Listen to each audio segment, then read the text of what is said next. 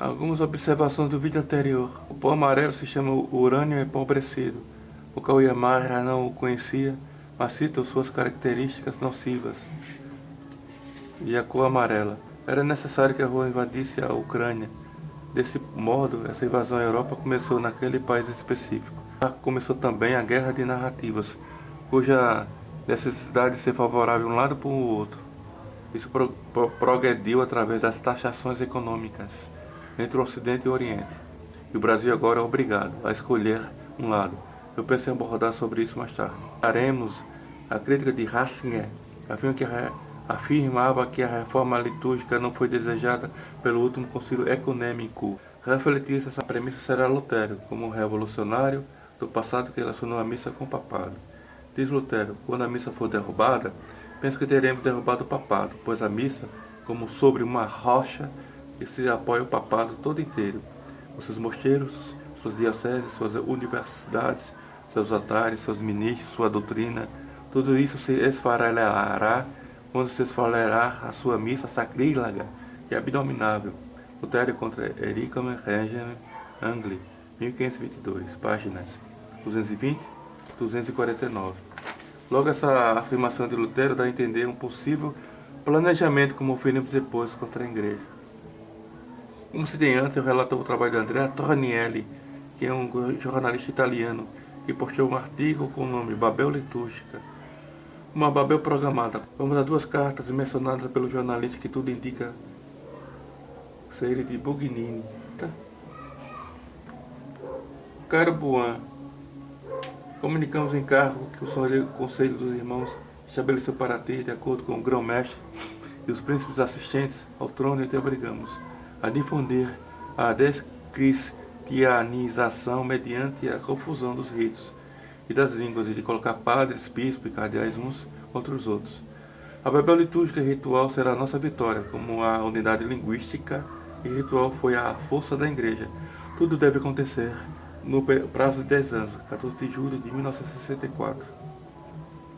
Grão-mestre incomparável, a desacralização prossegue. Rapidamente foi publicada uma outra instrução, que entrou em vigor no dia 29 de julho, pp. Já podemos cantar vitória porque a língua latina vulgar é soberana em toda a igreja, inclusive nas partes essenciais. Foi dada a máxima liberdade de escolha entre os vários formulários, a criatividade particular e ao caos. Em suma, com esse documento queria ter dissemado o princípio da máxima libertinagem. Segundo as vossas disposições, eu lutei duramente contra meus inimigos na congregação para os ritos, e tive que recorrer a toda a minha astúcia para que o Papa a aprovasse. Por sorte, encontramos o apoio dos amigos e irmãos da Universalaus, que são fiéis. Agradeço pela sua enviada, esperando vos ver em breve. Vos abraço, vosso irmão Buan, 2 de julho de 1967. Diz o jornalista. São trechos de duas cartas. A primeira teria sido enviada ao Monsenhor Annibale Bugnini, nome em código Buan, pelo grão-mestre da maçonaria. A segunda seria a resposta do liturgista ao líder das lojas, comunicando o cumprimento da missão bem antes do prazo previsto. Esses documentos gravemente difamatórios para Bugnini, que sempre negou ter mantido contas com a maçonaria, são verdadeiros ou falsos? É impossível dizer, visto que se trata de cartas datilografadas e fotocopiadas por um misterioso espião que em seguida as teria entregue a alguns bispos e cardeais, amigos, entre os quais o arcebispo de Gênova, Giuseppe Siri, e o prefeito do selo apostólico Dino Staff. Se são autênticas, revelam a existência de um projeto para destruir a doutrina e a da liturgia católica por dentro. Podem também ser falsificações produzidas por alguém interessado em se criar facções rivais na cúria. O texto das cartas de fato é muito imediatista e grosseiro. Em todo caso, as cartas existem e os resultados das reformas de Bugnini concordam plenamente com os objetivos que fixam. Em 1979, Mino Picorelli, outro jornalista italiano, foi assassinado por revelar uma lista de membros. Isso se conecta com as visões da beata Ana Catarina Emmerich, bastante citada nessa série. Bugnini aparece novamente numa lista com o mesmo código-nome, Buan. Um lembrete importante: se ele foi membro dessa seita ou não, aqui não se tenta provar, mas é inegável que seus atos sobre a reforma litúrgica foram por si revolucionários. No exemplo de Lutero, aqui não é uma difamação ou desrespeito à memória dele, mas algo que se tornou público os seus erros no passado. Quando mostrei aquela crítica, era sobre Bugnini, do então cardeal Ratzinger, que se referia a uma resposta ao padre Pierre Maria Gui, que o criticou, porque sabia que Bugnini, o qual estava como principal responsável da reforma litúrgica do concílio. As duas passagens sobre essa crítica do até então cardeal alemão, a primeira ele diz: é verdade que Paulo VI aprovou a missão de 1970.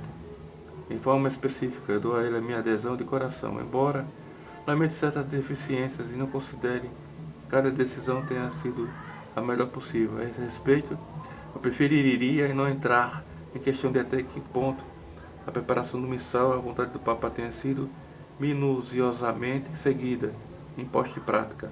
Este é um tema a ser esclarecido pelos historiadores do futuro, quando o material estiver à disposição. O livro de Nicola Giampietro a respeito do cardeal Fernando Antonielli e o desenvolvimento da reforma litúrgica de 1948 a 1970 apresenta um ponto de vista que levanta questionamentos e fornece um farto material para discussão antes e depois do Vaticano II. Porque o período final o Papa teria perdido a confiança em Bugnini, removendo-o do trabalho litúrgico? Essa questão ainda permanecerá aberta.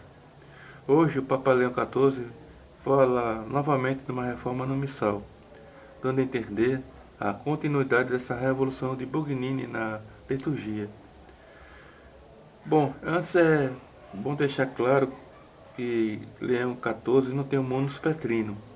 Desse modo, seus atos podem ser revolucionários, independente de ser membro de seita, secreta ou não, pois lhe faltará a graça. Mas é bom frisar que cabe um juízo definitivo sobre a sua legitimidade ou não.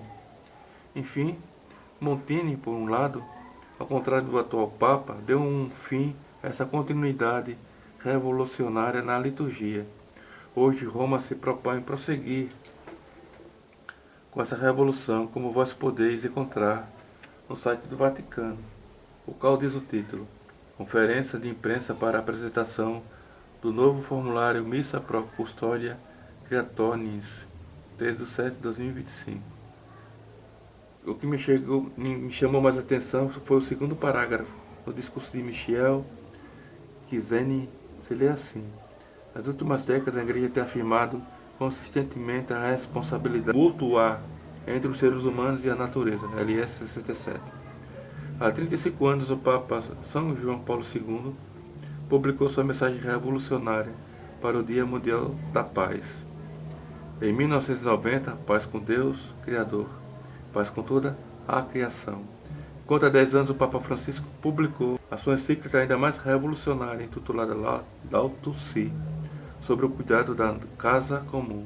Isso nos leva a crer que é o fim definitivo do desejo da reforma, a qual tem objetivo Bento XVI em seu pontificado. Diz o então cardeal Ratzinger, citando a reforma da reforma, diz ele: refletir a respeito dos meios de corrigir a deficiência da reforma, deficiências que hoje são mais evidentes. Por que não poderíamos chamar essa possível investigação e desenvolvimento nos futuros da reforma? É algo que não consigo ainda compreender. A esse respeito, o cardeal da Cura Romana, agora falecido, um homem extraordinário e totalmente comprometido com a reforma conciliar, disse-me pessoalmente que um dia ele perguntara a Bugnini a respeito da longevidade que lhe daria a seu missal. Bugnini respondeu que seu missal teria duração aproximadamente 20 ou 30 anos. Decidido, estou completa e decididamente em desacordo com Bugnini. O Missal não é um livro para 20 ou 30 anos, ao contrário, ele se situa na grande continuidade da história da liturgia, na qual sempre há crescimento e purificação, mas não uma ruptura. Nesse sentido, eu estou muito mais a favor da estabilidade desse Missal do que aquele a cujo nome está demasiadamente associado. Essas duas citações podem ser encontradas no site do padre Paulo Ricardo, com o título Por que uma reforma da reforma? padrepauloricardo.org. Vamos agora colocar nesse contexto da controvérsia litúrgica sobre essa interferência interna, a qual representa Bugnini, diante da intervenção de Montini, com a colaboração agora do cardeal Ganon. Em 1975, o Papa Paulo VI encarregou ao cardeal Ganon de conduzir uma investigação. De acordo com o padre Charles Moore, uma das fontes mais próximas desse período, o cardeal passou 3 anos a investigar essa interferência.